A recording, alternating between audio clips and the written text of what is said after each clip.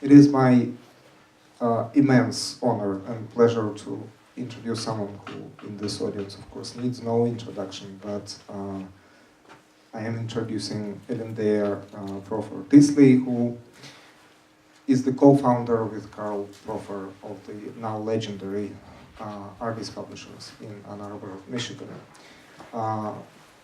Ellendea has been, I feel, coming back to this experience, which stands for the simple fact that we now have this literature that we teach, that we read, and we actually had it from much earlier years than it would have been otherwise.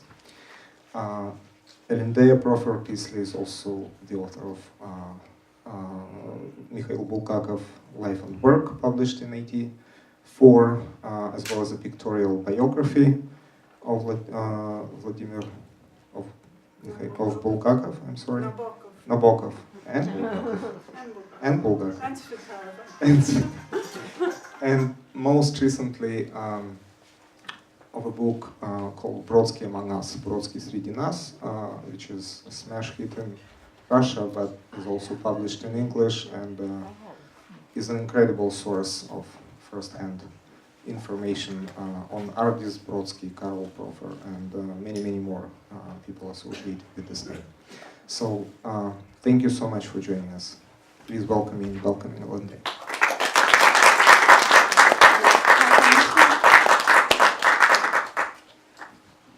Can you hear me all right? Okay. I'm not a normal lecturer. You're not going to get the keynote lecture, so let's be upfront about that. I am more conversational. And sometimes I am casual, but believe me when I say to you, the things that I will talk to you about, I've thought about deeply, and they were my life. I'm going to talk some about censorship in general, in other countries, not just the Soviet Union, because I feel like we're too concentrated on the Soviet Union, we forget that there was a larger context and is a larger context. And then I'm going to talk about artists.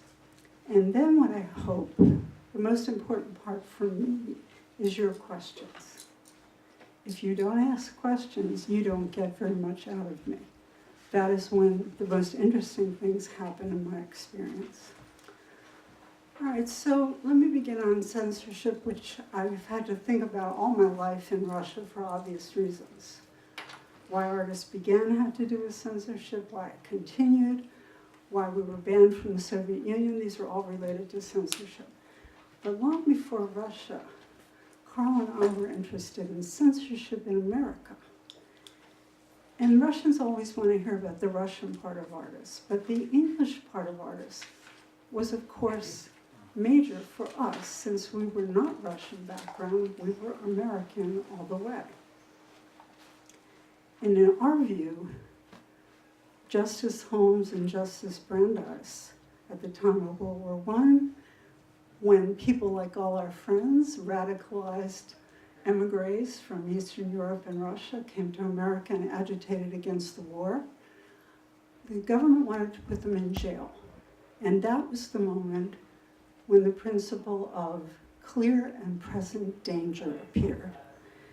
Our freedom of speech is in the Constitution, but it's in lots of constitutions. Stalin had a constitution. A constitution is worth nothing without law.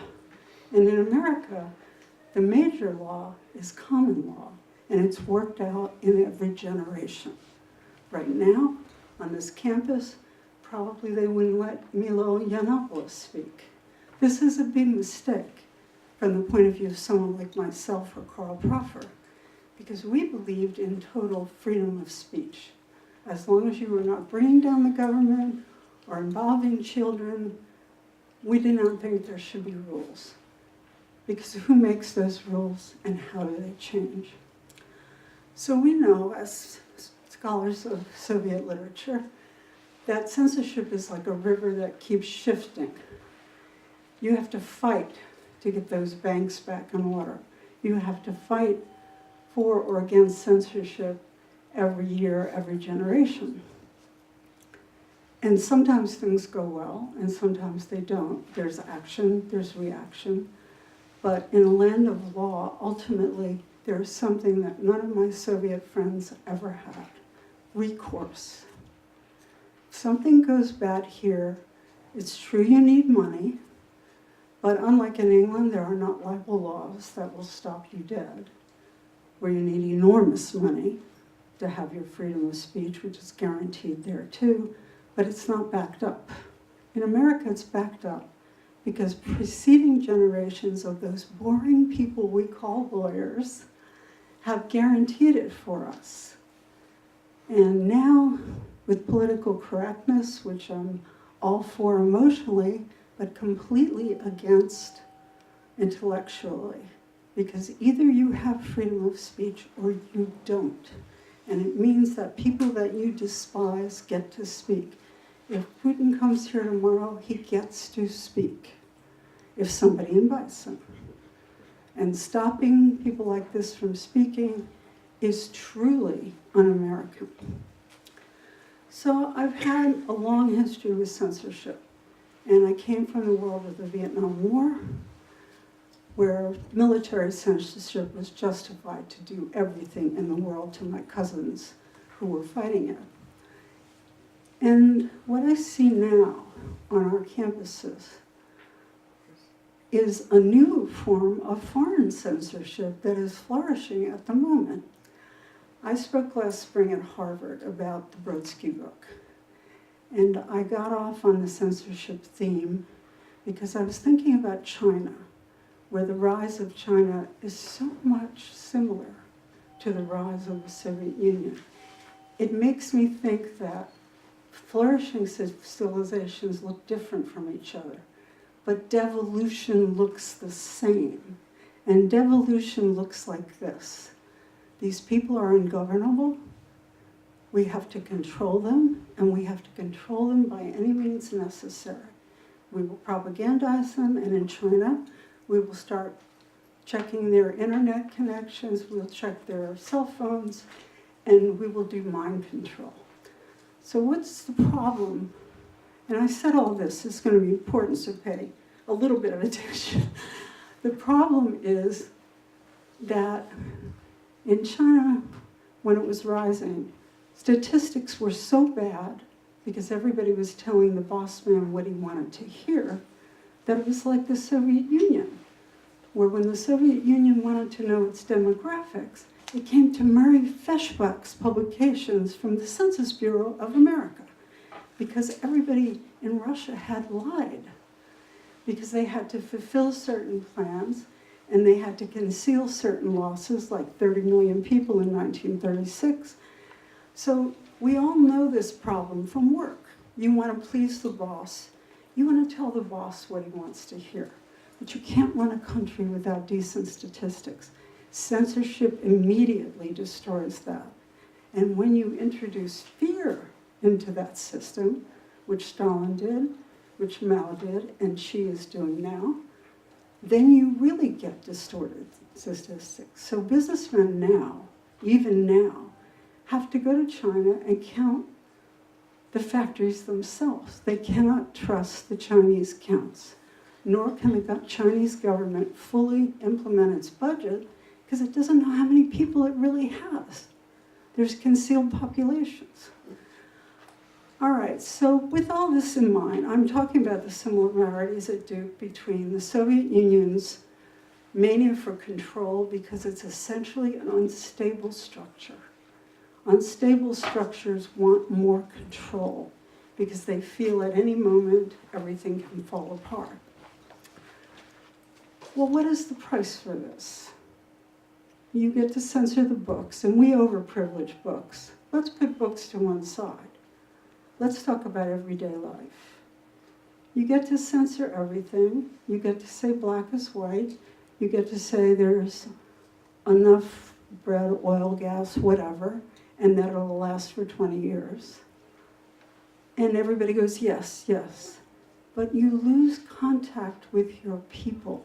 You don't know what's in their minds. They are saying what you want them to say. They are writing what you want them to write.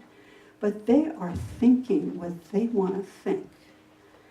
And I met Anatoly Marchenko, which was one of the most interesting meetings of a life of meeting remarkable Russians. And this was the true working class hero back in the camps under Gorbachev.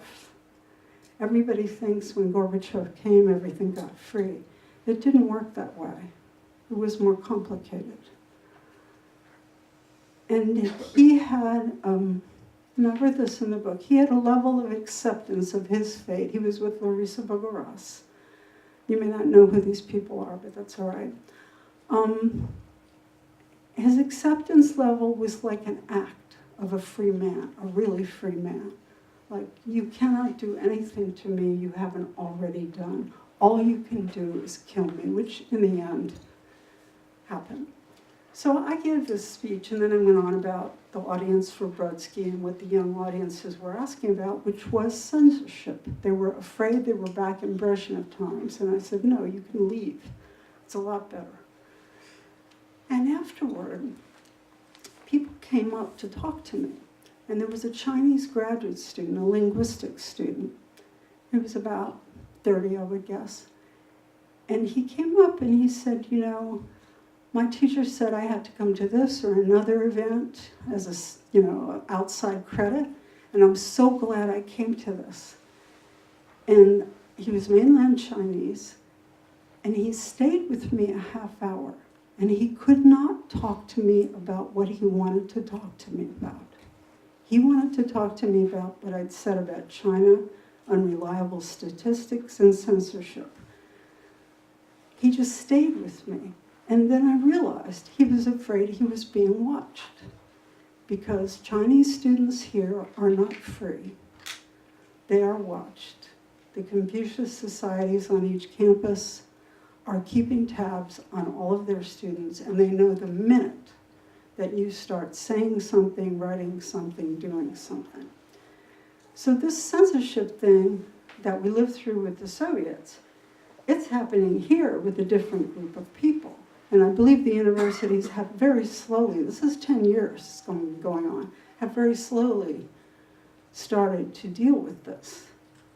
Because what happens is they have family at home. What happens is they might not get back. There are many ways the Chinese government functions very much like the Soviet. So now to the Soviet aspects. When Carl and I went to Russia, it was Carl's second trip in '69, my first. We met these amazing people. Most of them were creative people.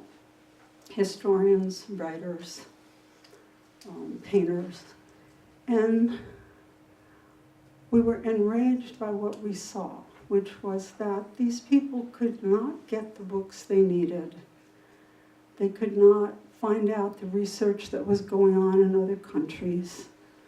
They had to go through hell to get a foreign diplomat, which was a risky matter right there, meeting a foreign diplomat, to get it for them through the pouch and then somehow get it to them. This seemed barbarous because these were not political things. I want to emphasize, I'm not talking about political books. That would have been understandable. This was just general, because censorship is often stupid and applied massively. And it has a nature, and the nature is to expand, like cancer. So when we got back from Russia, and we went to Russia every year until we were banned in '80, we were thinking about this. And then finally one day, Carl wanted to print some poetry on a one-page thing. He called a local printer, and they said, no, you don't want that. You want an IBM composer. And by the way, it can print any language. They have a little ball. So this is called cold type, which I'm not going to go into. It's too detailed. Anyway, it was a revolution for small publishers. And we had 3 books. We had the very rare Mandelstam Kamen, the green Kamen, of which there were only 50 copies left in the entire Soviet Union, the world of book collectors. And we knew a book collector. And he gave us 1 copy. I had a rare version of Bulgakov's play, Zorka na Kvartira, And Carl had his dream project, which was Russian literature triquarterly, which for Russians is not interesting because it was in English. But it was a thick journal under the influence of Pushkin.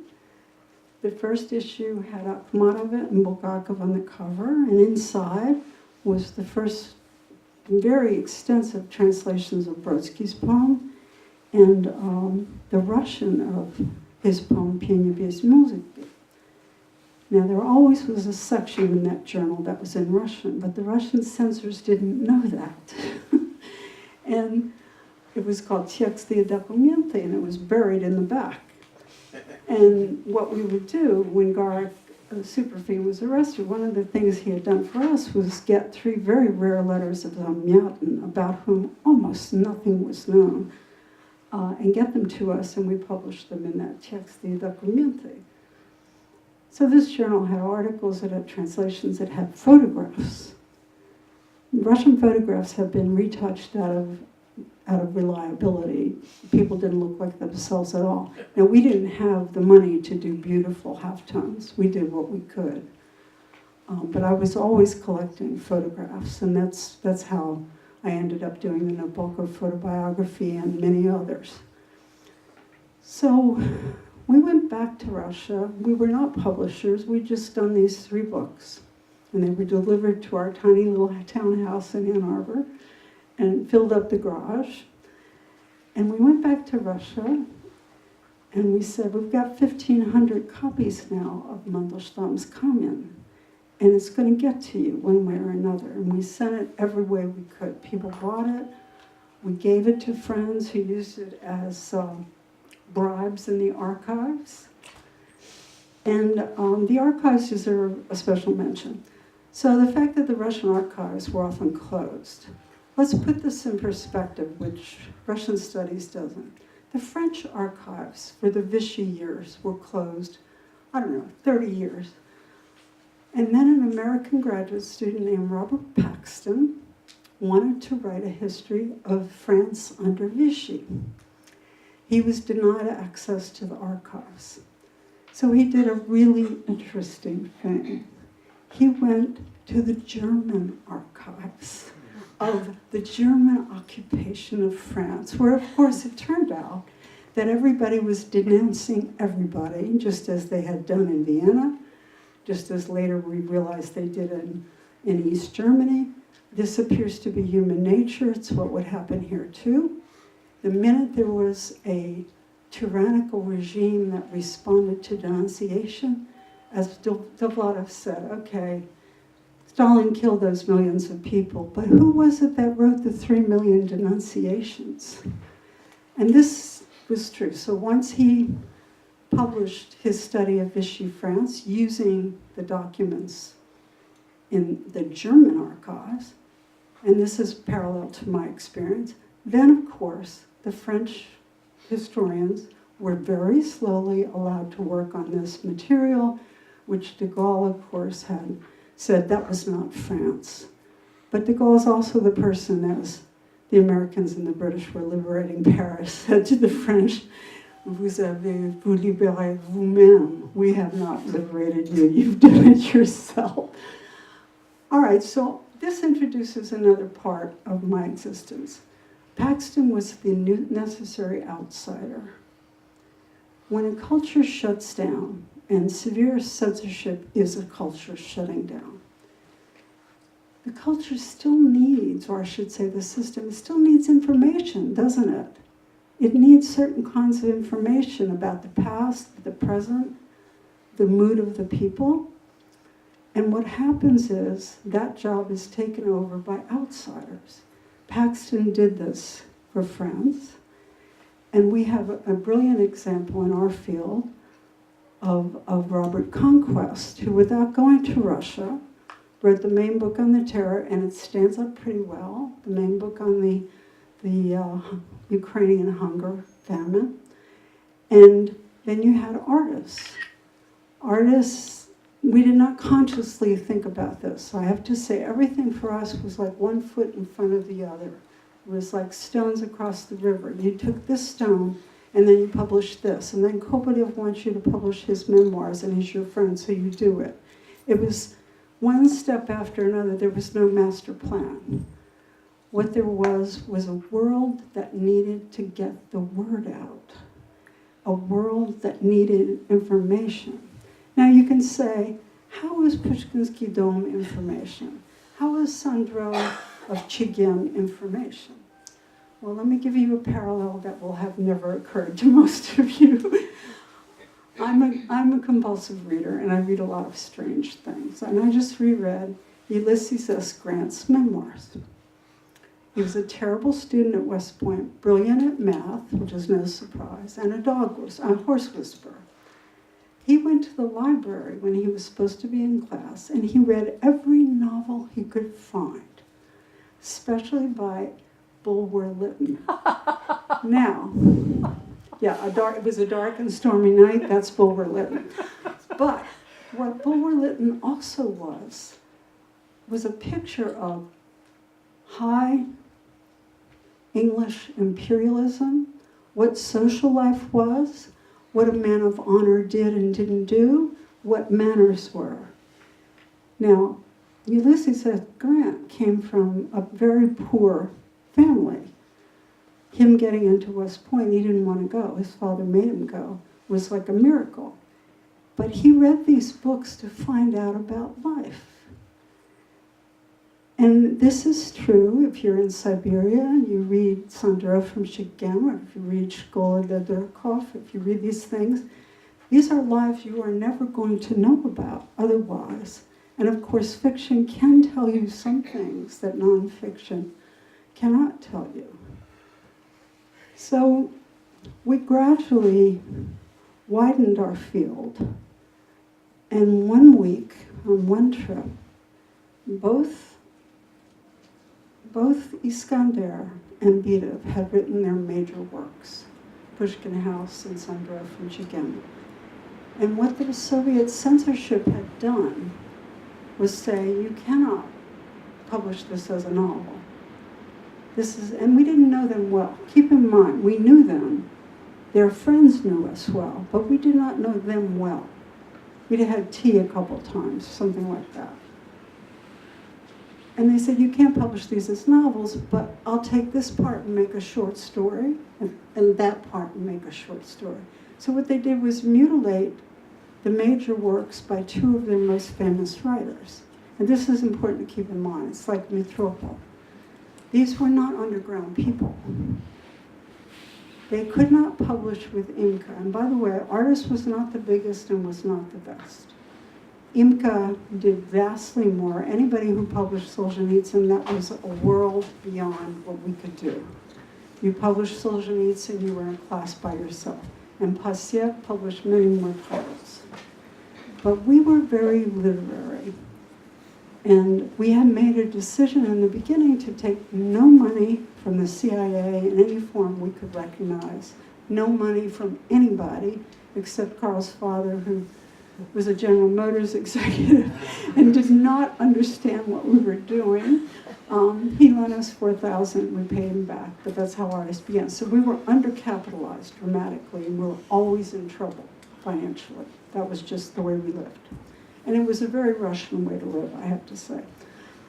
They all understood it. So we didn't take any money from anybody. Nobody could tell us what to publish, what not to publish. And Bidov and Iskander, Bidov was a very cautious man. And by the way, Svetlaya Pamyat, he died very recently. And he normally never would have done this, I think. But when you have written a major work and your culture is never going to let it come out as it's written, that work is more important in some ways than your life. That's what you were here to write, and you wrote it.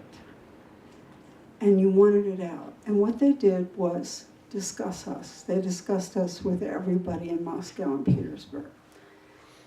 And the question was, could we be trusted? Now, we never published a single book without a signed contract. This idea that people were publishing without permission From our point of view, this is bullshit and delirium. Very few people were published without permission. And why was that? Because they could go to jail for it. They had to think about it. And we had to have the protection of our law. But we would never show these contracts, except I will tell you a case where we almost had to. Anyway, they came to us in the end. They decided they could trust us. And it was at the same time. It was amazing. And I read Sundro and said, yes, we should do it. This is all in Moscow. And Carl read Pushkin House and said, yes, we should do it. And these were big books. We didn't think much about how it was never going to make money. The only things that made money were Kopylev's memoirs, because world rights were sold. There were a couple titles like that, and they would pay for everything else, because it was about $3,000 to do a book. But we had to pay staff, and we had to pay our mortgage. So all of these things came into it. So anyway, Censorship sent 2 stars of Soviet literature, published widely there, very popular, abroad. And they thought we were safe because we were not Russian, we were not Slavic, and we were not Jewish. Why Jewish mattered, I've given that a lot of thought. I think they thought Jewish, you could have secret Slavic blood, and maybe you could be a double agent. I have no idea what it was about. But it was very important to them that we were all Americans. And once, I will tell this because everybody involved, well, not everybody involved is dead, but the key people are dead. Polina said to me, he said, Ellendea, I want to come to you. I said, why are you going to come to me? Because doing a great job with you. He said, you know, I get letters from them with stuff like Christos Voskres on the top of it. He said, you know, I'm an atheist. I can't stand this attitude. And these letters are full of all these religious references. So, and then other people knew that Pasiev was getting money from the CIA, so there was a little bit of danger. But my attitude at the CIA, who published Dr. Zhivago, the collected works of Pasternak, all kinds of different projects, interlanguage literary associates, that was a good use of our tax money. I'm all for it. But we would never do it because, and this is laughable given how everything turned out so badly, we were very interested in protecting our authors. And of course, we wanted to go back to Russia. This is how they always got you, and this is how the Chinese get their scholars too, that are Western. You went too far, you would not get that visa, you would never see your friends again, you would never see your target culture again. This was a big threat. So why did the Russians let us get away with what they let us get away with for as long as they did? Well, this is the part the Russian audience, and I was just speaking to them, and they have no interest in, they don't understand.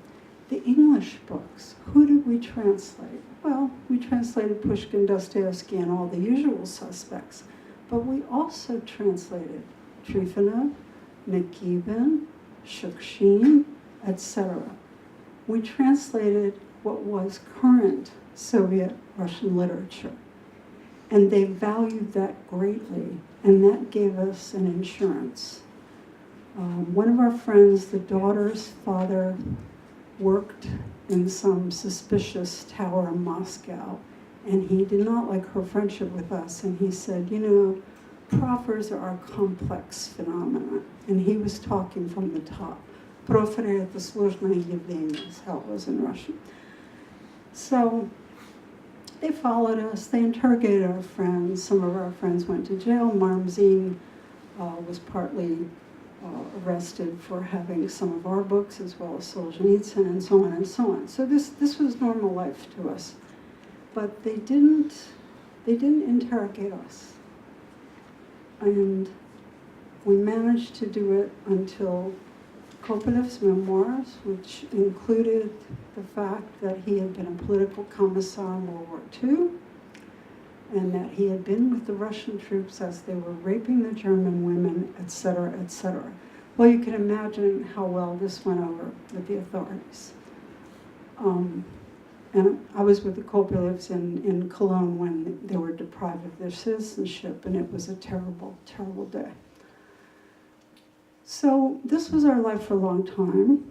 And as we started to do not purely literary things, but Kopylev's memoirs, he was a good friend of ours and had done so much for us.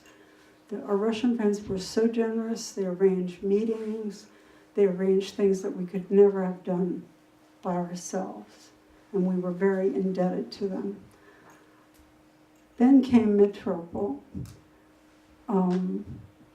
which we could not say no to. We knew it was going to lead to disaster for everybody. That was kind of clear. And what happened was, it was set up that somebody would call Carl or send a telegram, a specific person who I'll not name right now, if they were not going to have the breakfast at the Metropole Hotel announcing that they were publishing abroad because the censorship had refused what was really not a political thing. It had the stars of Soviet literature, Aksionov was major in it, and it had some younger writers too. And what happened was that call did not come. Possibly the person was drinking that night. We don't know what happened. And Carl went on the Voice of America and said, we are publishing this anthology. And then the die was cast. People lost their, medical care at the Writers' Union. Some people lost their job, then were reinstated. I remember Voznесensky immediately signed on for a Polar Circle tour to get out of Moscow during it. And they let me in one more time because I was a woman. How important could I be? But they banned Carl, and then they banned me. And that was the end of everything until 87. But in this period, we went to one book fair, the Moscow Book Fair in 77, which was an immensely moving event for us. We had not seen our normal readers. We had seen our writers. We had seen the Moscow-Petersburg intellectual nexus. But we'd never met the people who took Nabokov's Dar and copied it by hand and typed it on terrible, terrible paper and sent it around the country. They told us that one book would have 300 readers, maybe more. The book hunger was so extreme. There was nothing to read, and again, I thought of China. I don't know if any of you have heard this book, Balzac and the Little Chinese Seamstress by Dao Zijie. Okay, it won all kinds of prizes, came out in French first, but it came out here. In the middle of the book, it's Mao's revolution. It's the Cultural Revolution. These 17-year-old intellectual kids are sent to a horrible mountain area with a very cruel headman, and they're allowed no books. But somebody sneaked in a book, and the hero starts reading Balzac, and then he tells everybody the story. And in the middle, he's starting to read Balzac translated into Chinese, of course, and he said, this is what they've kept from us. They kept all of this from us. This is what life is really like in the real world. Because they were carrying buckets of shit to do their penance for the Cultural Revolution. So these people from, I'm saying Siberia, but they were from all over, the Udmurtia, you can't imagine. They stood in line for 2 hours to get into our tiny booth, which was the size of this table, like that. And the intellectuals would go to Nabokov and immediately try to read all of Drugie Berga standing there. And we couldn't let them do that because there were 2-hour lines and people needed to come in. But there were other people who looked like, maybe they weren't peasants, but they looked like they were the children of peasants. And they looked like they were very, very poor. And they were at this booth not knowing what we did. But the book they went to was in English. They didn't know English, but it had Yesenin on the cover. And then they looked at the pictures. I put a lot of pictures in that book. This was Gordon MacVeigh's biography. And one of the pictures is Yesenin immediately after death, which the Soviets had never published that picture. And they went to him. And for them, this was their poet. This was somebody that knew them. I cannot tell you why that was so moving, but it was very moving. And so we met our real readers who just said, you have no idea. You just have no idea. And we didn't, because we were only seeing Moscow and Petersburg. We never got to the other places. And then after we were banned, Carl died suddenly, 2-year notice of cancer in 84. And in 87, Ron Meyer and a bunch of us went to the next book fair, which was so much more free. It was amazing. And then we went in 89. Ron, was it 89 that the KGB came? Yeah, all right. So what would happen at the book fair is they would confiscate all our books, the censors. Then we would have to go back, get them back.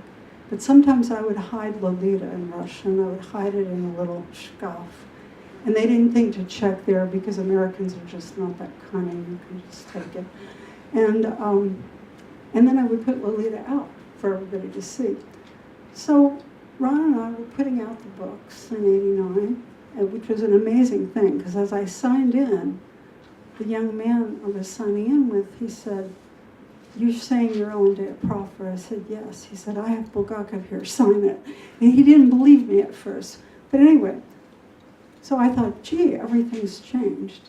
When 2 KGB officers who specialized in literature appeared at the booth and led me and Ron away to a special room. Their names were Zadiev and Panov, and I think Zadiev was a colonel. I don't remember the details. People knew who they were when I told them, but I've forgotten it now. And they were very threatening. They said, "You have published Iskander's novel without his permission." And they had already tried to sue me, which was a part I've left out. But anyway. And I said, "I don't do anything without permission." And then I got mad, because they were very threatening. And they were like yelling, "Yes, you did." And I said, "You know, it's nice to deal with Gorbachev's people, but I don't want to deal with Brezhnev's people." And they were like, "We're not Brezhnev's people." And they shut down. They saw that I was absolutely certain I had a signed contract. And they began to be afraid that Fazil might have lied to them, which he had, but Fazil had an excuse. He had melancholy, he had been in and out of sanitariums, there were ways he could get out of it. But that was 89, and they had held me at customs too. They hadn't let me through. My daughter was through, and they had not let me through until Ross Teasley came and lied to them and said that the Washington Post was waiting to interview me outside the airport, and they made yet another call to the KGB higher up, and they said, "Okay, let her in." So that was 89. And then after that, I'm on the Booker Prize. Russia is free, dangerous, but free. And then much later, I write this memoir about Brodsky, and I get to see the young, because I had not seen the young. And the young loved Brodsky, and they came out for these book tours. And they were very worried about censorship, because the federal channels are all controlled by the Putins. And it's not even the Putins, because what happens with censorship is that people start doing what they think the boss wants, and they go further even than the boss would go. So I had to tell them it was worse in the old days, which was a surprise to a lot of them, and Irina and Prokofiev and I have discussed. It's like their parents are not really telling them what they lived through exactly, or they've forgotten it, or they've idealized it. I'm not sure what. So, as always, Russia gave me incredible gifts, and these meetings with these young people were profoundly interesting to them and to me. And I was very grateful to have this. All right, I think this is a good stopping point. If you don't have questions, I don't know what's wrong with you.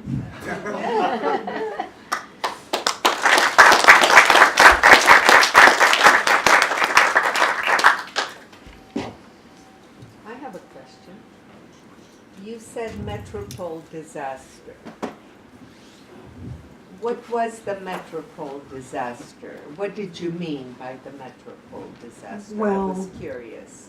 It led The to details. it led to persecution Yeah. of the, Popov and Yes, Yerfev that were I know. immediately fired. Lipkin and Lysyanska, they left the writers' union in protest, and they lost, and they were old, sick people, and they lost benefits. But Popov and Yerfev were eventually hired back. Aksyonov was enraged by the entire thing, because there were a lot of details that we didn't know, what was going on in Moscow with the censors. You know, there were a lot of details. And I think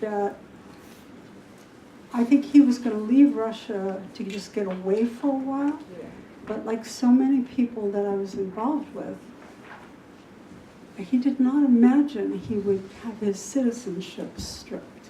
And when it came out in Italy, I think he and Maya were in Italy, and it's like what happened to the Kopyovs, and I was there.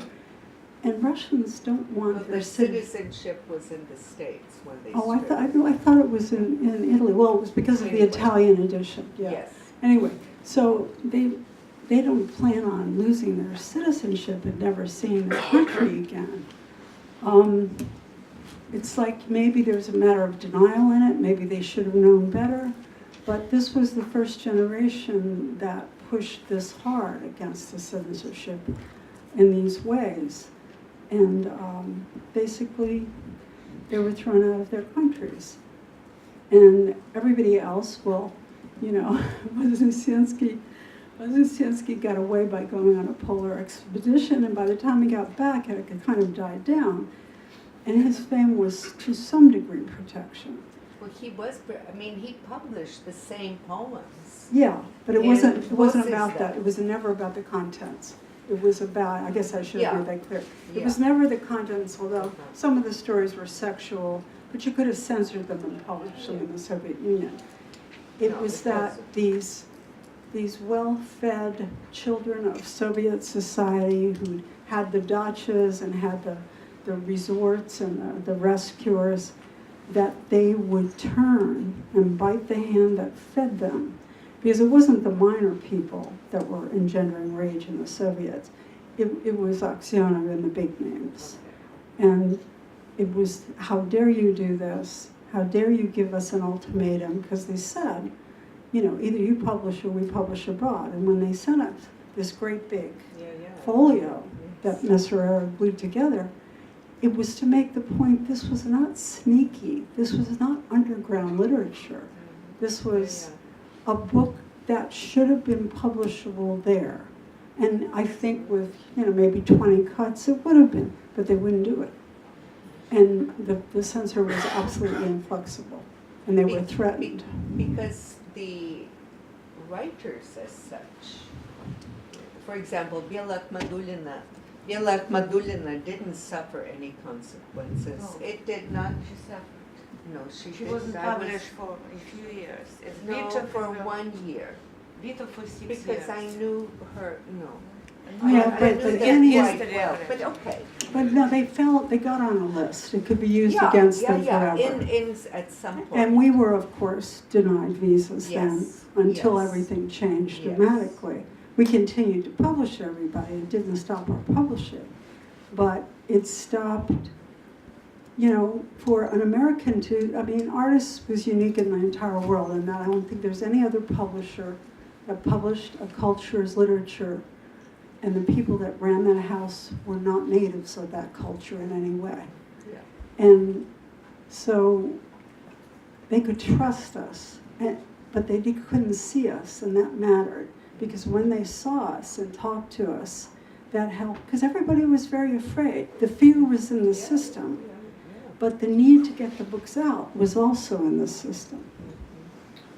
Any other questions? Yeah.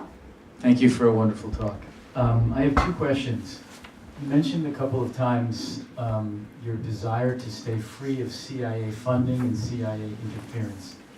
So I'm wondering, could you describe a little bit the manner in which you were approached by the CIA and how their desires became evident to you? And then my second question is about something you said early on. Your first visit to the Soviet Union, I think you said, was in 1969. And you said that it made you angry to see these writers deprived of their literature. I'm wondering if you might dissect that anger a little bit. Were you angry at the situation that here was a state that was depriving its artists of access to things they should have had access to? Were you angry at the lack of anger on the part of the Soviet population at those circumstances? I'm just wondering if you could linger on your anger a little bit and tell us what it was. No, the Soviet population, I mean, so you have to remember that for the young who lived through Hitler's Germany, that was their youth. And to expect them to hate everything about their youth is completely impossible. There was a Soviet culture. I had a friend who came from LA just recently and went to the museums in Moscow, and she said, all right, it's socialist realism, but it's still painting, and some of them are really good. There was socialist culture. There was some great music, some great films, many great films actually, and of course we were publishing a lot of the very good literature. I think Trifonov is an excellent writer, for example. Totally Soviet, acceptable. Who? Trifonov. Oh, absolutely. And the anger came from who we were. We were angry at our country for being in Vietnam. We were angry at our country for military censorship in a war that they had not even declared a war, by the way. And we believed in freedom of speech. And in Russia, there were people identical to us who had none of that ability to say or write what they thought. So that means the free market of ideas is closed. And what Carl saw, because he asked everybody, do you believe in freedom of speech? There was only 2 people in our enormous circle that really believed in it. Everybody else would say, yeah, but not the Maoists. Yeah, but not the Marxists. Yeah, but not the Trotskyites, or something like this. And he said, then you don't really believe in it. They said, well, they would hijack your culture. He said, they didn't. Now, of course, it's a different culture. We understood that. So what we were angry at was here were people sometimes vastly more cultured than we were, sometimes vastly more well-read or more civilized than we were, and they were being denied what for them was oxygen. And it was a country, if you were intellectual, only if you were intellectual, it was an open-air prison, as I wrote. It was an 11-time zone open-air prison. Now, a lot of people lived normal, rich, happy life. There were explorers, there were sports people, and you can't, and this is why it's so hard to talk about the Soviet Union. There were plenty of good things. And in the beginning, the bottom rose to the top, and there was an incredible release of energy from people who were going to be slaves under the czars as they became leaders of industry. It wasn't all a disaster. It had a lot of problems, but that people are nostalgic for it, it was their youth. We're all, in a way, nostalgic for our youth. That's when we were most alive. But the anger that we felt was we came with it already. We did not believe in censorship, period. That de Gaulle, for example, instituted censorship on French TV when he came to power. It had begun a little bit because of Algeria, but then it became a whole committee meeting to discuss what stories were to be covered that day. That was France. We were focused on these things. Not everybody had this sensitivity, but we did. Carl, if he had lived, would have written a history of censorship. And in Russia, of course, it wasn't just sexual censorship, it was political, and sometimes it was just insane censorship for no reason whatsoever. But I've forgotten your other question now. The CIA. The CIA, all right. The CIA didn't come to us and say, let us give you money. But the International Literary Center would buy books from all of the publishers, and they were in New York. I don't think they still exist. And what they would do is give them to travelers and teachers and diplomats going to the Soviet Union. It was a CIA-funded thing, which was fine. And they would buy books from us, and that was fine. But what was not fine, in our view, now you got to understand, I don't condemn anyone for doing this. This was a very good use of CIA money. But we were young, and the Pentagon Papers is from my era. And so we were very aware of the dangers of having the CIA in your life in any shape or form. So what they would do with other publishers is they would say, if you publish, say, Solzhenitsyn, in an edition of 20,000 copies, we will buy all those copies. In other words, they funded a tirage. We wouldn't do that. And the funny thing about the CIA, there were two funny things. Okay, Sasha Sokolov came and lived with us at a certain point when he got out. When he got out from Austria, I'm talking about. And we didn't know that his parents had been spies. I found that out when I went with him to immigration in New York. He had just arrived, and Carl had to go do, because it's massive bureaucracy bringing somebody. Carl had to go do bureaucracy across town. I go to immigration with Sasha. And they said, he can't come in. I said, what are you talking about? They said, he's a criminal from Canada. And I look, and it says, Alexander Sokolov, criminal, prosecuted in Canada, wanted. I said, that guy is 10 years older than this guy, and he has a different middle name. That's a patronymic. He's a different person. And I had to have this whole fight, and then finally the guy understood. It took quite a while. And I wondered, I thought, there's something funny with Sasha. He seems to be marked, because this was all very strange, you know? There was a different middle name. Why did they say, all right. So I don't think anything of it. We are now in Ann Arbor. Sasha's living with us. The CIA calls up Carl and says, we'd like to talk to you just informally about something. All right. Carl's thinking, he had talked to them once about getting Brodsky out. In our naivete, we thought that maybe they would be interested in helping us get Brodsky out, because he was in really bad trouble at that point. They were not interested. But it wasn't, that was the FBI, not the CIA. All right, so the CIA, I don't know if they called themselves that, but that's what they were. They come, and they're asking very strange questions about Sasha. And I had a lot of things to do that day. And I said, you know, he's got nothing to do with anything. He's much more Groucho Marx than Karl Marx. And why are you asking? Well, his parents were famous spies. It was the Guzienko affair, and I think at that point we didn't know that, which made sense. They were thinking, here's the son of two famous spies, born in Canada and then rushed on a submarine to get away from the scandal that's breaking. But Sasha somehow left that out of things.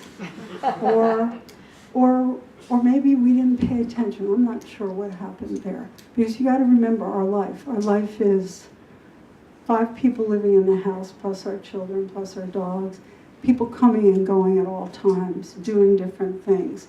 And so concentrating on Sasha's background was probably not high on our list.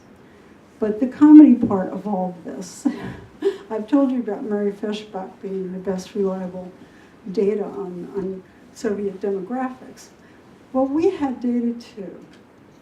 The CIA, my girlfriend's daughter told me in 2013 there was a big day for Carl Proffer at the University of Michigan, and there was a party.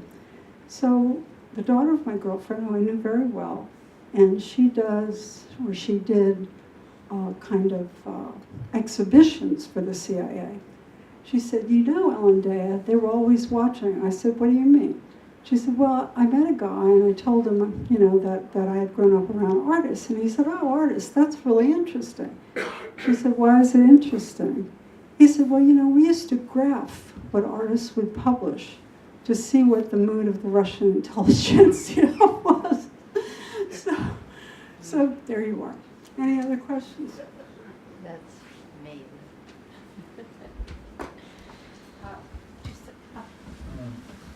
I read about Carl, that he was a basketball player, and one day he started to read Dostoevsky, and it leads to his interest in Russian literature, and finally he organized Ardis. So, do you remember his favorite pages from old Dostoevsky, maybe? No, Or some Dostoevsky was never his favorite. He taught him. He loved Pushkin and Gogol especially, and he also loved Nabokov. And he liked Tolstoy. He was not the biggest fan of Dostoevsky because he said, every year in my class on Dostoevsky, there's a couple underground men. And he said, not only that, I can tell them by their handwriting in the blue books. No, he was not, it would not have been, it would have been Dead Souls, which he wrote a major book on. All of Pushkin, he loved Pushkin. And Nabokov, of course, the main Nabokov novels.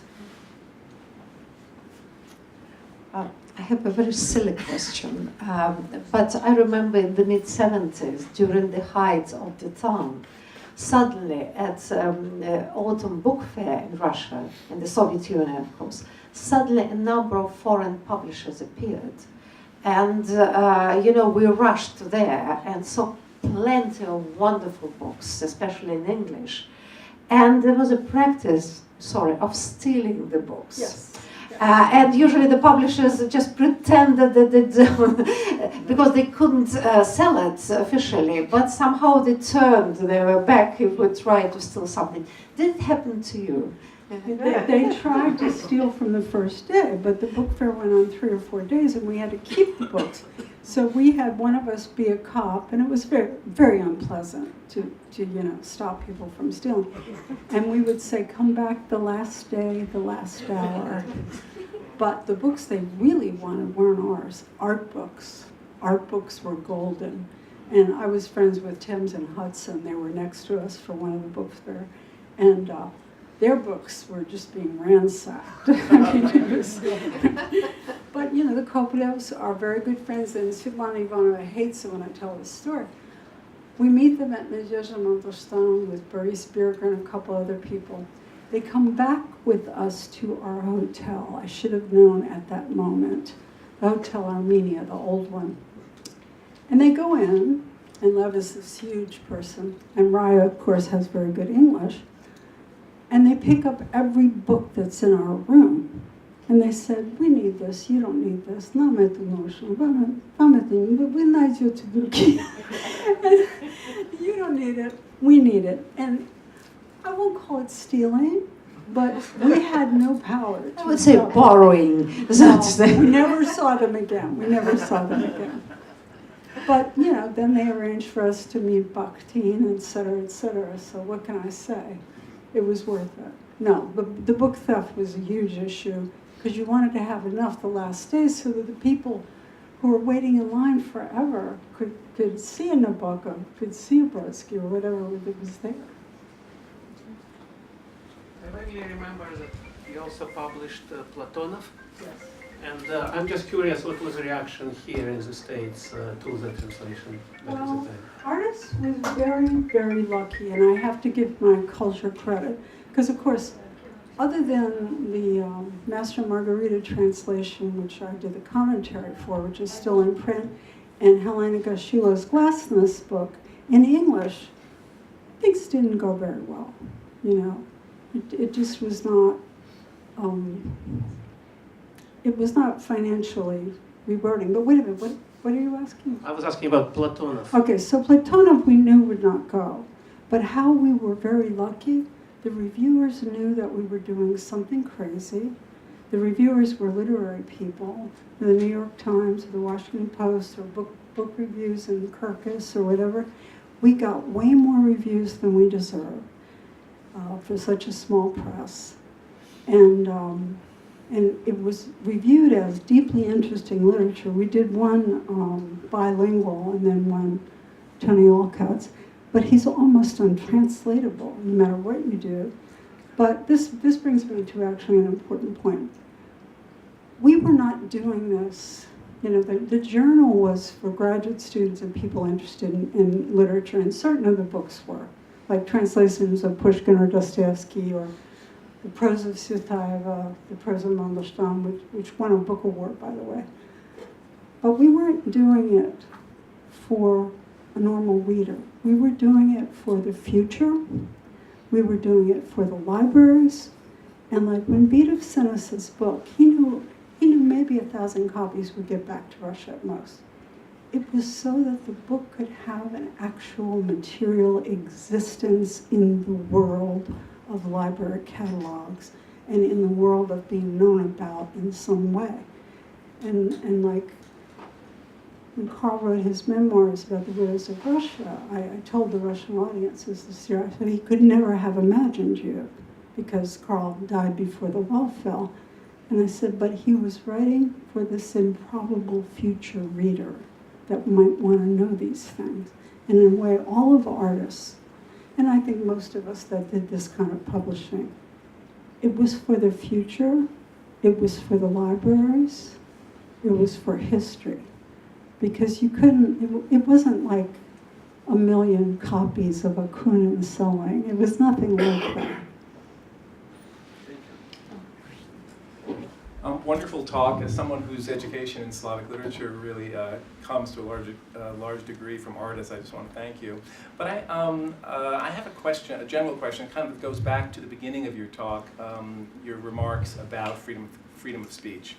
And the question is, how do you respond to the arguments that some people make, and I think that one might find evidence for this argument in what you were saying. That is, that freedom of speech, the way it has evolved in sort of some Cold War, discussions till today, is largely about freedom of speech for a small number of elites, and that it doesn't really concern the majority of people in contemporary mass democracies.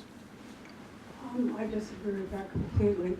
When I talked to the bookstore owner in Cincinnati, she was talking about children's literature, because the line here of that river that shifts is children's literature and textbooks in Texas. And that affects everybody. If you give people bad history in high school, it affects everybody. And I think people know that, and they're fighting over it, often for religious reasons. And in general, what we're in danger here is the distinction between church and state is eroding. I don't think it will keep on, but we're in a lot of danger here right now with all of this stuff. These lines are being blurred. I think it affects everybody when they come up against it. It's like the Soviets. A lot of people never came up against the Soviet court system, but when they did, it was a nightmare. There was no recourse. The decision was made ahead of time, unless you had connections.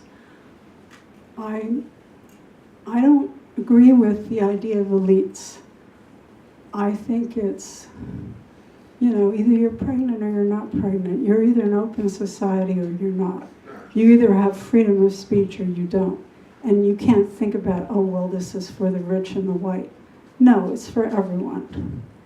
It's for James Baldwin, too. And it's for the Black Panthers, too. And it's for the white supremacists, too. I understand that there's a tremendous drive to purity right now, which is a little frightening to anybody who's studied the 1930s. But I think these are specious arguments when you say it doesn't matter to most people. It does when they come up against it. May I ask okay, I would like to ask a question about translations. particularly interested in the Pale Fire affair, and like what was I'm sorry, what was the maybe the mechanism or the approach, how you selected translators for the works that you were going to publish in the first place, and how did you deal with the situation like with Pale Fire? Pale Fire was a big mess. The translators came to us, and sometimes they were great translations, like Jane Gary Harris, The Mundelstam, and sometimes they weren't. But our attitude was, let's try and fix it, and it's better to have it in English than not have it at all, which is not the attitude of a lot of university presses.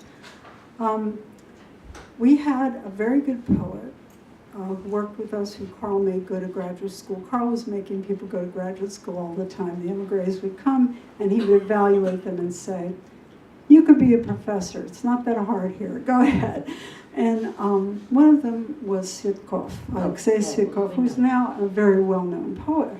But then he was just a young, sad poet who'd come to us from San Francisco and would say things like, well, Carl is really the only person I can have a conversation with in this country. And, that sounds like him. Yeah, he was totally him at an early age. And had lots of, disdain for Brodsky and vice versa. Anyway, what happened was, we were publishing all of Nabokov. We were friends with the Nabokov, well, friends, relatively speaking. And I knew the whole family, and I liked Vera very much. And at this point, I don't know if Vladimir had died now. Yeah, I think so. Yes, he had died. And Vera, who had been trained as a physicist and who was extremely literarily gifted, as you can imagine, as Nabokov's first reader, she was easily as smart as he was, if not more. She said, okay, let Svitkov translate Pale Fire, because I said, we need Pale Fire and we need Panin. We need these things in Russian, because otherwise what's going to happen is someday there'll be a Soviet or a Russian translation, and you'll have no say, and it'll be terrible. All right, so Svitkov, who was a very gifted poet, did his translation, sent it to her. I'm going to give you my impression. I don't have it in front of me, it's been a long time since, but it was as if she changed every 10 words. As if she was rewriting the entire thing, and he said, I don't agree with her. All right, the problem with the Nabokov generation was that the Russian language had changed. For example, I'll give you an example and you'll understand right away what the issue is. She hated the word paryan, which means fellow. Paryan. She thought that was a trashy word, a lower class word. There were a whole series of things like this, but that's the one that comes to mind. So she's changing that. Well, it became frozen 1920 Russian, and I don't know whether she was right or he was right, but we didn't have a choice because she was God. We served the Nabokov. I wrote that to Dmitri once when he was complaining about something. I said, the motto of Ardis could be, we serve the Nabokovs, but I'm not going to agree with you here. Anyway, she got her way, and Svitkov took his name off the translation. I saw the manuscript, in the archive. How bad was it? It was, no. I mean, like how many changes? What you said. Okay, that was my impression. So nobody was happy, and then the readers weren't happy either, and there was nothing to be done. Well, maybe one more, and that will be it today. Okay. Well, I really enjoyed the lecture and all that, and I'm curious about your own censorship and internet. How does it change since the time when we didn't have internet? Oh, it's day and night, because everything could come out now. The problem with the internet is too much information and not knowing what's reliable. Now it's a big data problem. But what's good about the internet is authors who can't get published any other way can self-publish, and sometimes if they get enough readers on the internet, they get a real book deal. And I think you'll ask Irina Prokhorov about this for the Russian thing, but it seems to me like I'm off Russian Facebook now because it was taking all my time, but there were a million interesting articles on there. It was astounding, especially historical. So the internet is a center for porn, but it's also a center for knowledge. And if you live far away from the centers of power, which is the 11 time zone problem in Russia, I've got to think that it's extremely useful. All right, I think that's it, people. Thank you very much. Thank you.